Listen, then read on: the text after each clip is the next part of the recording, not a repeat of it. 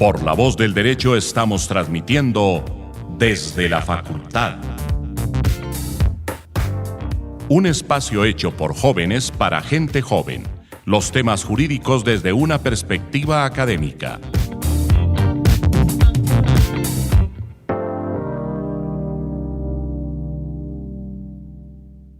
Buenos días, buenas noches, buenas tardes, desde y cuando nos escuchen. Esto es Desde la Facultad, un programa de La Voz del Derecho. Somos un programa diseñado por jóvenes y para jóvenes. Tratamos de traer personas de diferentes universidades acá para dialogar temas de interés no solo nacional, sino a veces internacional, también a veces social. Y hoy estamos acá, quien les habla, Emilio Archila, de la Universidad Javeriana, Juan Manuel Pacheco, de la Universidad Javeriana también, y Manuela Casanova, también de la Universidad Javeriana. Esto no es desde la Javeriana, pero hoy los tres somos de la Javeriana, y vamos a estar hablando acerca de un tema muy interesante.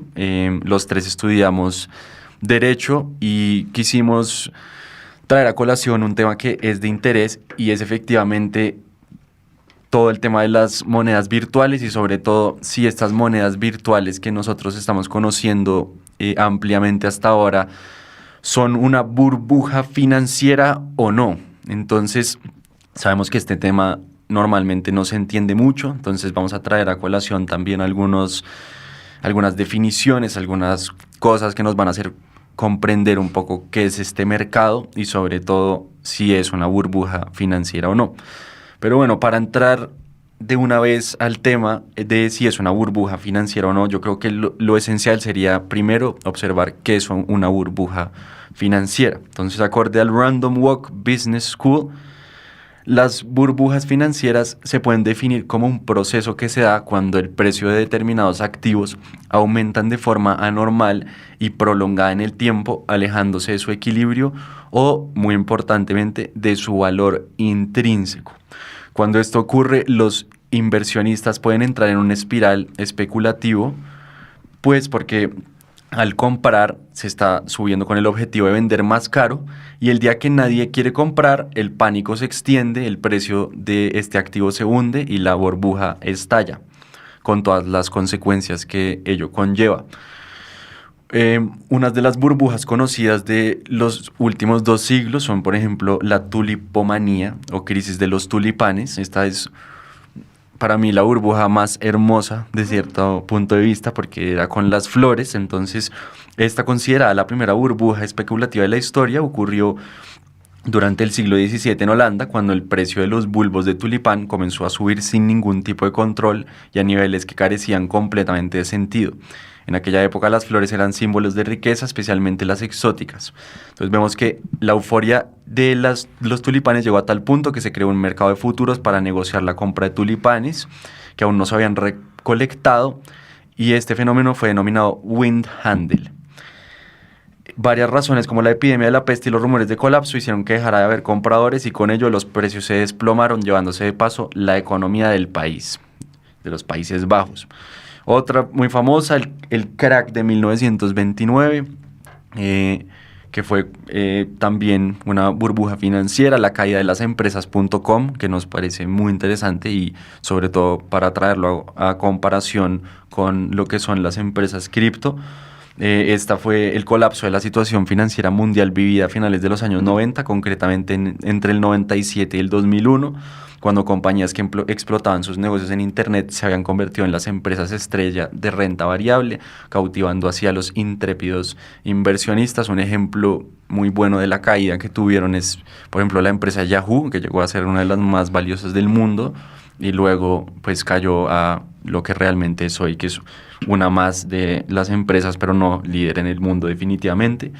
Y la última, la crisis de las hipotecas subprime en Estados Unidos en el año 2008, que los orígenes de esta crisis se encuentran en la sobrevaloración de unos activos, en este caso inmobiliarios, y en los precios de la vivienda en Estados Unidos, sumado a un entorno de muy bajos tipos de interés que incentivó de alguna manera el endeudamiento de las familias y la concesión rápida y fácil, no prudente, de préstamos y créditos por parte de las entidades financieras norteamericanas.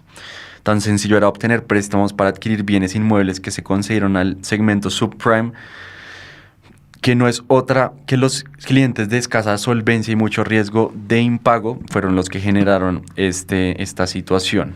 Y por último, para entender un poco más, las fases de las burbujas económicas, entonces no ocurren de manera repentina. En primer lugar, el bien se convierte en un objeto de especulación, de este modo experimenta gradualmente una revalorización junto a un aumento de demanda. Este empuje crece hasta convertirse en una corriente de euforia. Y la segunda etapa es que los agentes que compraron el producto con interés de sacarle un rendimiento, posteriormente van dando salida a sus inversiones. A menudo esto suele traducirse en una cadena de caída de precios de manera rápida. Entonces, en primer lugar, creo que podemos estar de acuerdo con que acá no vamos a sacar la respuesta concreta de si sí es una burbuja económica o no, pero nosotros sí traímos a colación los tres algún conocimiento. Y por ejemplo, algo que debemos tener en cuenta es la caída del mercado global.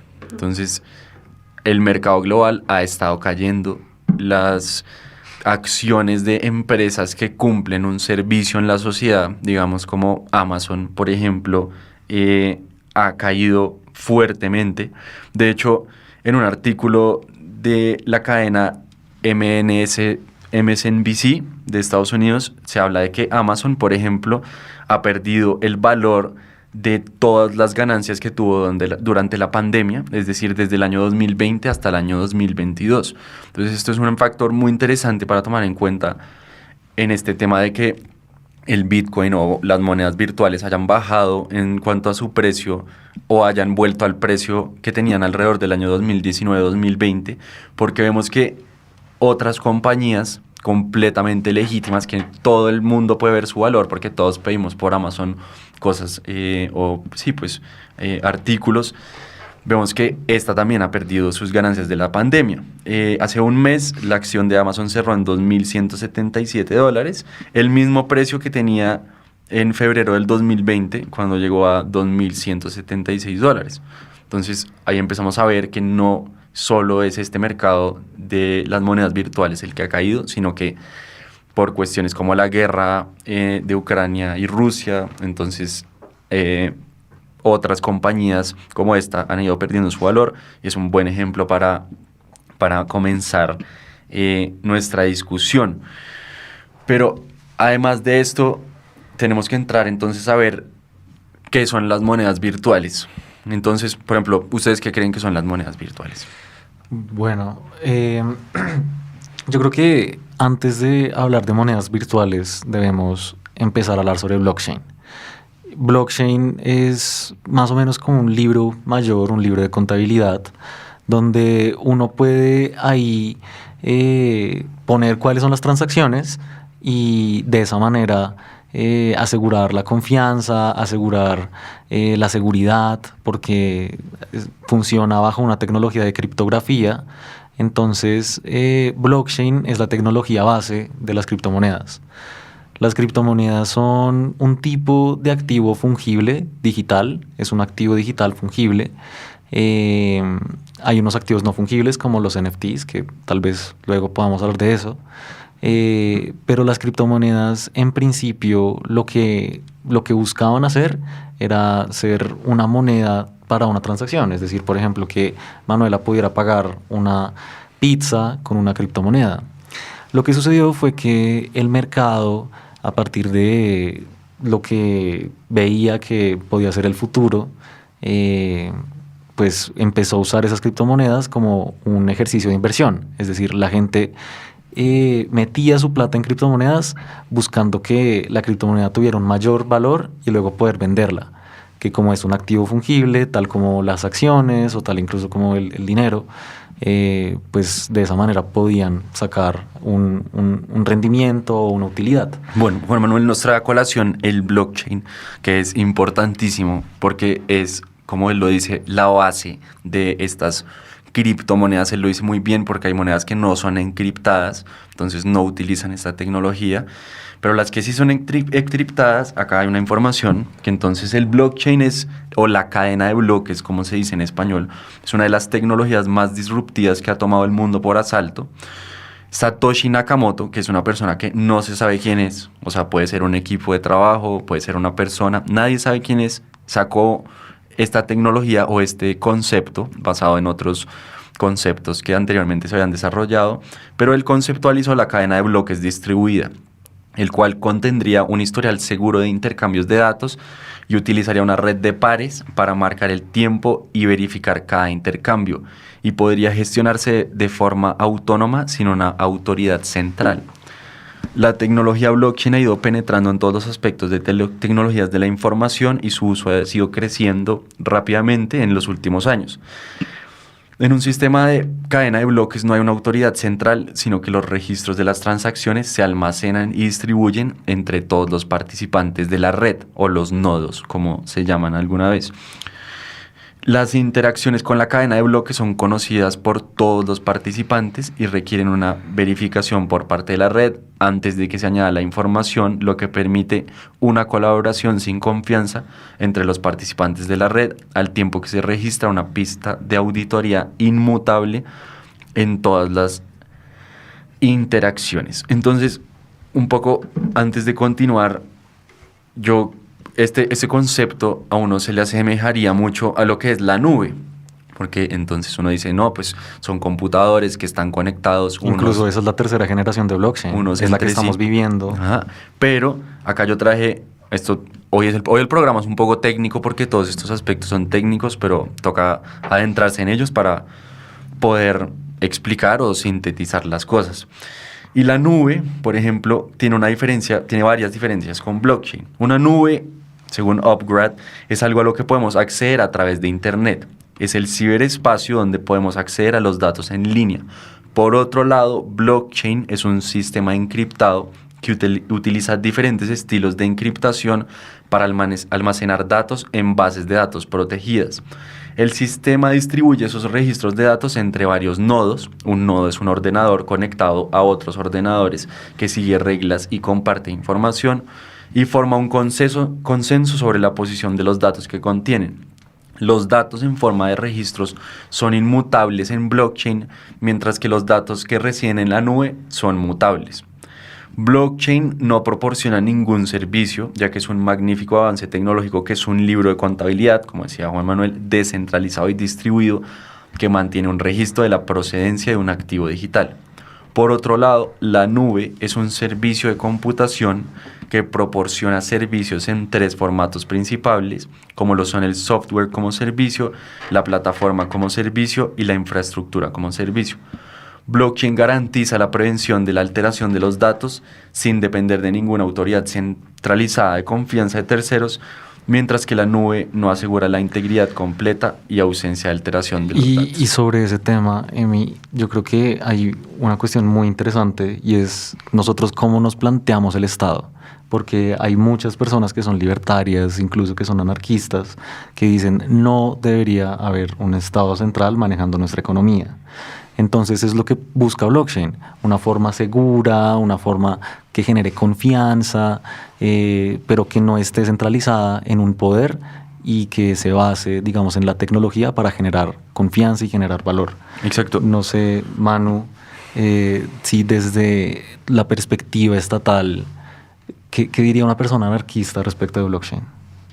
Pues, o sea, en lo personal tal vez no desde el anarquismo, pero sí en lo personal me parece que como desde lo que tú mencionas, la estructura que plantea es interesante. Sin embargo, pues es solo eso, como que hay que generar muchos cambios estructurales porque realmente son personas con mucho poder los que adquieren esto, y luego están como otras personas que entran a este sistema y terminan como estando en una pirámide. Entonces realmente lo que hay que hacer es como, si se quiere hacer un cambio estructural y no solamente desde este sitio. Como... Manuela toca el tema, uno de los más importantes de todos, y Juan Manuel también, y es por qué está pasando, o sea, por qué si realmente Bitcoin, por ejemplo, tomemos el ejemplo de la moneda virtual por perfección, que es la más legitimada alrededor del mundo, la que no tiene un dueño, es decir, nadie está detrás de Bitcoin y que es completamente descentralizada y sirve como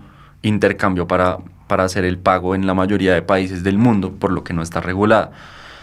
¿Qué pasa? ¿Por qué es que la gente sigue teniéndole dudas a estas monedas virtuales? Entonces, entra el tema legal. Entonces, por ejemplo, en Colombia, según la DIAN, las monedas virtuales no son dineros para efectos legales, se perciben a cambio de un servicio y o comisión, corresponden a ingresos, son susceptibles de ser valoradas y generar una renta para quien las obtiene. Y además, ahora en los sitios de intercambio de estas, o sea, de estas por monedas, por una moneda como lo es el peso colombiano, se debe reportar a la DIAN después de cierto monto los datos de la persona que haga este cambio.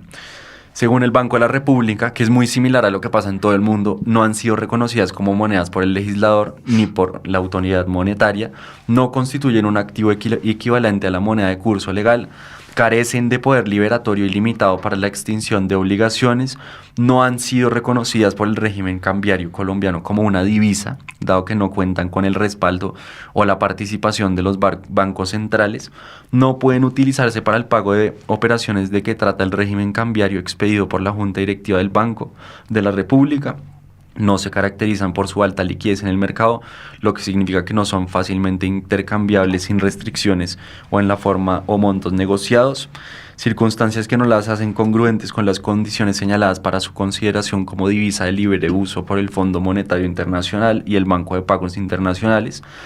Y por último, la Superintendencia Financiera dice que no constituyen un valor y por tanto no hacen parte de la infraestructura del mercado de valores colombianos, no constituyen una inversión válida para las entidades vigiladas, es decir, mayoritariamente los bancos de Colombia.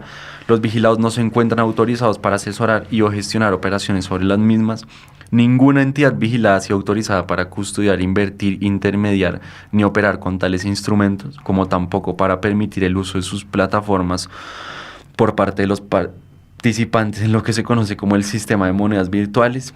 Ninguna de las plataformas transaccionales ni comercializadoras de estos instrumentos se encuentran reguladas por la ley colombiana. Ahora sí, porque la DIAN pues acaba de implementar ese tema de que sí se tiene que reportar quiénes están comprando las monedas. Y las plataformas transaccionales de estas se encuentran domiciliadas en múltiples jurisdicciones, por lo que su regulación y vigilancia también se escapa del ámbito de la ley colombiana. De acuerdo, entonces yo creo que ahí la conclusión que se puede hacer es que institucionalmente las criptomonedas no están protegidas por la ley colombiana, pero aún así hay que tener en cuenta que, y eso es una realidad, una criptomoneda pues sí va a ser parte de tu patrimonio y en ese sentido tienes que tributar más, es decir, tienes que pagar más impuestos. Y creo que eso también le puede quitar un atractivo a la inversión de criptomonedas. No, pero un punto adicional, Juan Manuel, además es que son, como tú lo dijiste, son una tecnología diseñada para efectuar transacciones y que esas transacciones se graben en esa red de computadores que existen y esa transacción sea inmutable, es decir, exacto, nunca se puede cambiar la información de esa transacción. Entonces, para un banco central que fuera inteligente, sería el mecanismo perfecto para evitar temas como el lavado de activos. ¿Por qué? Porque mucha gente ha dicho, no, es que estas monedas virtuales son el mecanismo perfecto para el lavado de activos, pero ¿qué es lo que pasa? Que no han visto la tecnología detrás. Entonces son el instrumento perfecto para el lavado de activos porque como ningún gobierno las ha aceptado, entonces no hay manera de acceder a ellas o ha implementado esta tecnología dentro de sus propios sistemas. Entonces, que es perfecta para guardar el récord o la toma de notas de las transacciones que se efectúan. Entonces no hemos llegado al punto en donde esta tecnología sí se puede usar para lo que fue diseñada. En este momento está siendo utilizada para lo que no fue diseñada, que es para que suba el valor, y el valor de estas monedas sube por la tecnología que hay detrás. Entonces la tecnología es buena, por ende sube el valor, la gente lo usa como inversión, cuando realmente debería ser una moneda digital. ¿Cómo entraría un banco central a usar una criptomoneda? Como si se pretende que no sea regulada, ¿cómo entraría un banco central a usar esa moneda? O sea, realmente hay ejemplos, como lo fue en El Salvador, que ya la designaron como moneda de curso legal, pero también hay otros tipos de proyectos, como en China y en Estados Unidos, en donde quieren hacer un dólar virtual. Entonces, sería una moneda virtual que no sería... O sea, es idéntico a lo que sería una moneda virtual, pero pues con las reglas del banco diciendo que es una moneda oficial. Esto es un tema legal en últimas, eso es lo que tenemos que ver, que en la mayoría de partes del mundo no está regulado este aspecto, y por eso entramos a un aspecto también muy importante, que es que hay ciertas monedas que tienen mucho valor, que están muy observadas por el mundo, como lo es Bitcoin, digamos. Todo el mundo sigue qué está pasando con Bitcoin, conoce cuál es la tecnología detrás de Bitcoin, que no hay nadie detrás, que es descentralizado, pero hay alrededor de 19.000 otras monedas virtuales, que estas sí no están reguladas, pero además no son observadas por el público, que es como la única medio instancia en donde hay vigilancia de estos activos. Exacto. Entonces, por ejemplo, un señor que se llama Michael Saylor, que es la persona pública que más tiene Bitcoin en el mundo, dice, el director general de MicroStrategy sostiene que las más de 19.000 criptodivisas y tokens digitales en circulación debe considerarse como valores no registrados que no pueden compararse con un producto básico como el Bitcoin, que no tiene emisor, ni gestión, ni empleados, ni ciclo de producto y solo una oferta finita. Añadió que las instituciones financieras convencionales a menudo no tocan un activo como el Bitcoin debido a la baba que se mete en la clase de activos de todos los valores no registrados. Él dice que si se hace una lista de los desfiles de los horribles, es decir, las otras monedas que no tienen ese valor, todas se van a revertir razonablemente en los próximos 10 años. Y yo diría ahí que también pues es un elemento curioso dentro de la cultura popular, porque uno encuentra el Dogecoin, por ejemplo, que era un meme y era el meme de Doge, entonces hicieron en honor a ese meme una criptomoneda. También, por ejemplo, con Marvel han sacado cosas, han sacado Gucci. Es realmente interesante dentro de la cultura popular, pero creo que el valor de esa tecnología está precisamente en blockchain, que es el futuro, es de donde nosotros vamos a encontrar la mayoría de transacciones. También genera bastante valor en empresas. Por ejemplo, está PropTech, que es como la unión entre propiedad y tecnología, entre el sector inmobiliario y la tecnología. También está LegalTech, que uno ve y, por ejemplo, la blockchain también funciona a partir de smart contracts, como de contratos inteligentes, que mediante... Al revés, ¿no? ¿Cómo así? Que los contratos inteligentes dependen de blockchain. También. Algunos, no todos. Pero, digamos, lo que busca blockchain también es poner dentro de su funcionamiento unos algoritmos que generan un resultado a partir de un input que uno le da. Entonces, es realmente interesante este tema de blockchain. Y particularmente frente a las criptomonedas, yo sí digo que es una burbuja. Y para eso me gustaría retomar lo que decía John Maynard Keynes, que fue un economista muy importante en la historia mundial, que es, hay una teoría que se llama la de los castillos en el aire.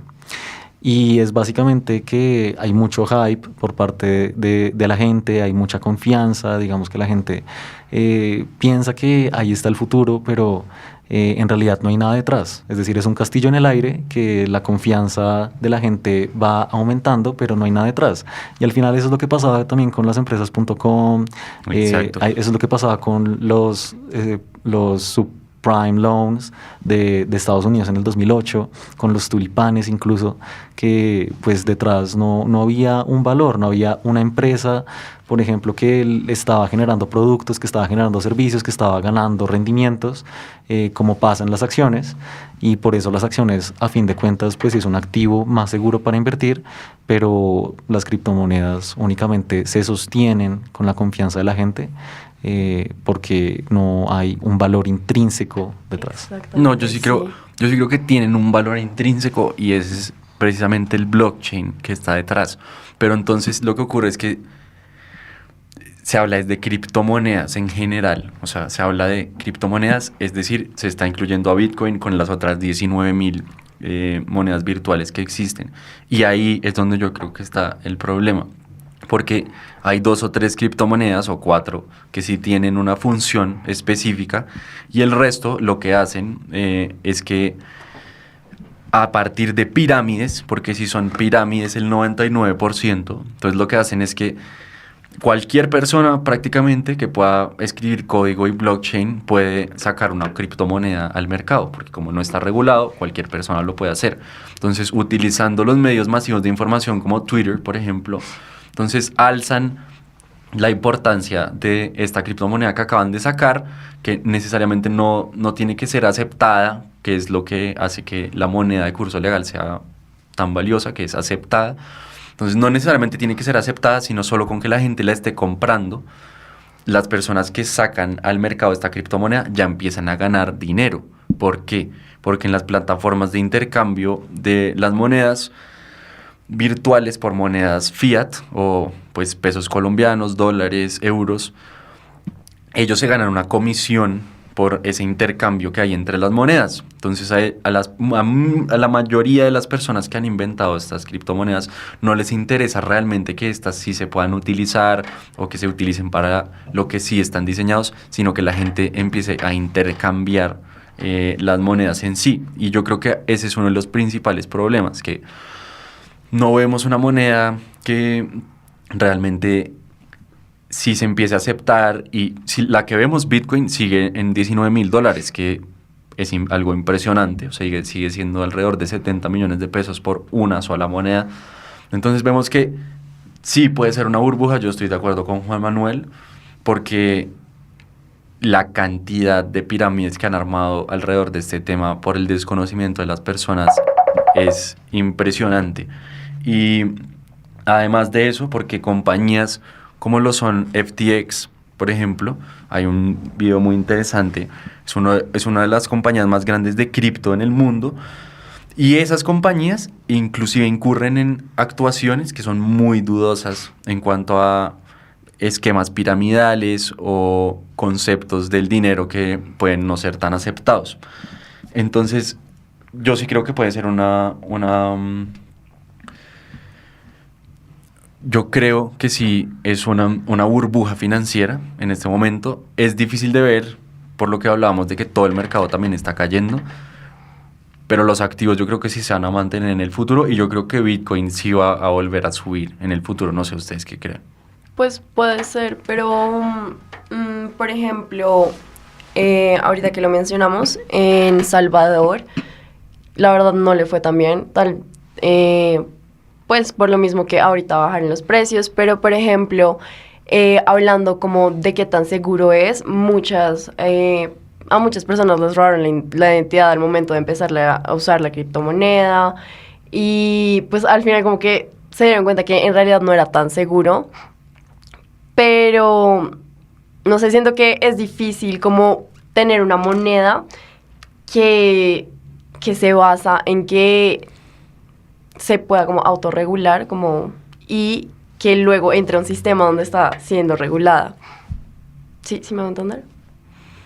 Sí, o sea, ese es en esencia el problema, que no sea, o sea, que el sistema centralizado no quiere aceptar esa moneda descentralizada, pero sí sirve, entonces gana valor, entonces se combaten esos dos sistemas entre sí. Igual, en todo caso, en temas de lavado de activos, en temas también de Know Your Client, que es como una forma de los bancos para saber como, oiga, realmente este man no va a usar el dinero de una manera que vaya en contra de la moral pública, del interés, o que se está robando la identidad de otra persona. Yo creo que en ese sentido sí es necesaria una regulación. Claro. Y yo creo que blockchain es una muy buena tecnología, porque al final sí genera una trazabilidad, es seguro en la medida en que mediante tecnologías como la criptografía, pues incluso uno también puede mantener confidencialidad en sus transacciones, que bueno, pues uno puede decir es bueno o es malo, pero al final sí es una tecnología muy, muy interesante, y que desde el lado financiero, desde el lado de la fintech, yo creo que tiene bastante futuro. Sí, en general como que siento que el Bitcoin no es el problema, sino como el sistema y la forma en que se usa. Y las 19,000 otras monedas que existen con las que roban a la gente. Uh-huh. Sí, también a mí me parece, la verdad, una falta de respeto cuando yo me meto a Instagram y veo que hay cursos, dicen como te vas a ganar $10,000 en 2 días cuando empieces a invertir. Ahí están generándoles falsas expectativas. La verdad no es cierto que exista eso como un dinero fácil, y pues mucha gente cae en eso. Mucha gente piensa que con solamente meter su dinero en una criptomoneda se va a hacer rico, y lo cierto es que no. No, y otra cosa, como que de pronto una de las razones por las que podría volver a subir, y es que sí estoy de acuerdo en que tal vez no tiene un valor intrínseco y por eso es tan volátil, y como que si la gente le genera confianza, pues evidentemente va a subir otra vez. No, sí tiene un valor intrínseco, pero no sabemos cuánto vale. Esa es la diferencia. Total. Porque la tecnología sí tiene un valor intrínseco, entonces ese es el problema, que o sea, detrás de esto sí hay una tecnología que es la más avanzada en el mundo y eso tiene un valor, pero no sabemos cuál es, entonces la gente puede jugar con eso. Y al crear tantas criptos, entonces la gente juega con lo mismo que dijo Juan Manuel. Entonces acá hay un artículo muy importante que es de Nieman Lab, que yo estaba viendo hace 2 días para conectarlo con este tema, y dice que la nueva generación de consumidores de información cada vez menos acude a fuentes de información, por decirlo, de marca, como El Tiempo, El Espectador, Semana, y cada vez más acude a las redes sociales. Entonces es una conexión terrible, porque esos medios de información, que ya lo hemos hablado anteriormente, no están regulados. En cambio, los medios de información masivos como Semana, El Tiempo y demás sí están regulados. Entonces, ¿qué pasa? Que las personas, al obtener su información de Twitter, por ejemplo, entonces reciben la información que les quieran entregar. Entonces, como lo estábamos hablando, es como si uno fuera dueño de un euro, como si uno fuera dueño de los euros, y entonces pudiera de alguna manera generar una percepción de que la economía de Europa es la más valiosa del mundo, y eso cambiará el precio de los euros, que no es así, porque el precio de los euros se define a partir de todo el trabajo que hacen los europeos, que en últimas es el PIB, y eso es su valor adquisitivo, el prospecto de valor adquisitivo que pueden tener las naciones. Pero ¿qué pasa? Con estas monedas, como no son de ningún país ni nada, entonces puede entrar el dueño de la moneda, Twitter, que es un medio masivo de información que no está regulada, pone ahí: esto es lo mejor, esto tiene las mejores características, somos el futuro, tal, y puede que eso no sea cierto, pero como es Twitter, ellos no tienen que verificar esa información, la gente les cree, empieza a comprar mucho esa moneda de ellos ganan mucho dinero, y luego esa moneda no tiene valor, entonces va a bajar cuando la gente ya no le interese, porque no hay un valor detrás de esa, y yo creo que ahí está el problema. Pues sí, pero pues sí, en general, el valor, sí. En todo caso, yo creo que todos sí podemos estar de acuerdo en que lo que genera valor es la tecnología. Es decir, Bitcoin no estuvo hecha para ser un mecanismo de inversión, sino para ser una moneda de pago para transacciones, para que yo pueda comprar una pizza con Bitcoin, más no invertir en esa moneda. Es que con el mismo white paper de Satoshi Nakamoto hablaba de eso, y era como, pues podría valer incluso $1, pero es para poder hacer transacciones, para poder hacer las cosas más básicas, y los medios de comunicación trasladaron ese white paper de Satoshi Nakamoto, que aún no sabemos quién es, a ser un mecanismo de inversión. Fue todo gracias a las redes sociales y a los medios de comunicación. Pero bueno, hoy este programa estuvo difícil de hacer, esto no es un tema fácil de comprender, son muchos términos económicos, no solo económicos, sino que son muchos conceptos económicos que uno debe comprender antes de llegar al entendimiento de las monedas virtuales. Nos quedó restando un poco más en los conceptos sobre diferencias entre monedas virtuales que sí existen, porque hay unas que son finitas, hay otras que no son finitas, hay unas que son en un sistema que no es público, como pueden ser, no sé, las monedas de los juegos de PlayStation o de Xbox, que uno puede entrar y comprar monedas de ese juego, pero no son intercambiables en el público. Otras que sí, como las monedas virtuales como Bitcoin y Ethereum. En esencia es un tema complejo que acarrea la necesidad de que nos instruyamos en cuanto a economía y en cuanto a ley y en cuanto a tecnología. Entonces son 3 aspectos muy profundos en los que uno debe incurrir para poder llegar a más o menos entender este fenómeno que es muy importante y que lastimosamente se está moviendo a través de lo que quiere, del querer popular de cierta manera, lo cual le ha hecho mucho daño y al mismo tiempo lo ha impulsado hacia avanzar más rápido, yo creo.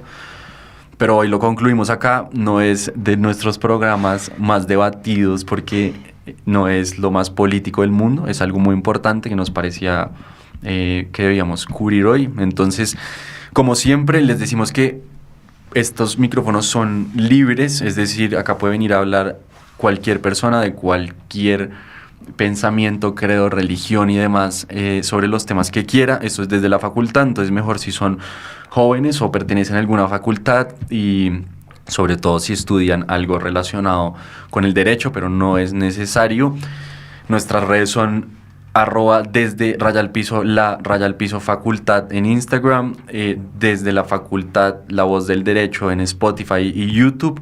Les agradecemos mucho por habernos escuchado. Si alguien conoce muchísimo más de monedas virtuales, también está invitado a hacer un programa subsiguiente. Esta es como nuestra observación como estudiantes de Derecho. Acá se las dejamos y esperamos que les haya servido mucho. Hasta el próximo episodio.